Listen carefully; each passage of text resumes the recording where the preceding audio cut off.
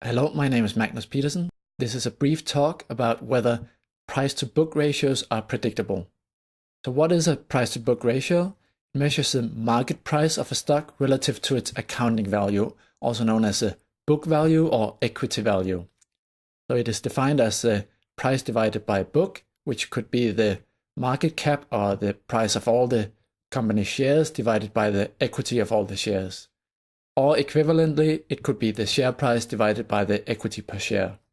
The P-book ratio is useful for a quick assessment whether a stock is cheap or expensive.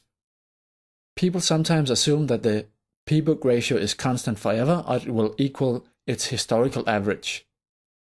So let's check if these notions are correct. Consider the company Wal-Mart in the period 1994 to 2014. The return on assets and the return on equity have been quite stable, with low standard deviation, so has a net profit margin, which was 3.3% on average, with a standard deviation of 0.3%.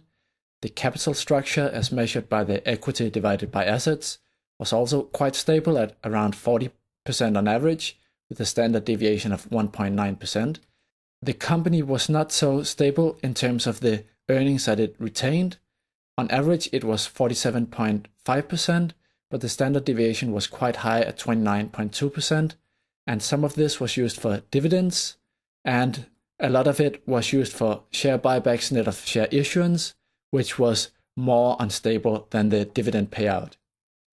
But in terms of the return on equity and the returns on assets, this was a very stable company.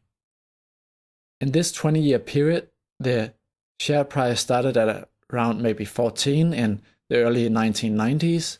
Then by the year 2000, it had increased to more than 60.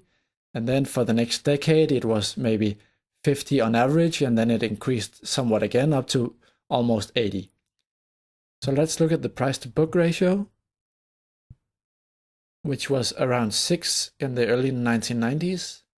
And a few years later, it had decreased to be maybe a bit over 3. And then by year 2000, it was suddenly up at almost around 12. After that, it gradually decreased until after 2010, it was maybe around 3 again, and then it increased slightly. So clearly, the price-to-book ratio was not constant. In this period, the average price-to-book ratio was 4.7, and that was reached in maybe 1994. And a few years later, and then in 2005 again. So it was rarely ever equal to its average, and it varied widely during this period. The standard deviation for the price-to-book ratio was 2.0, the minimum was 2.4, the maximum 12.2. So here we see a histogram of the distribution, and here we see the cumulative distribution. The average was 4.7, which was around here. And the 0.6 over here means that around 60% of the time the P-book ratio was smaller, and about 40% of the time the P-book ratio was greater.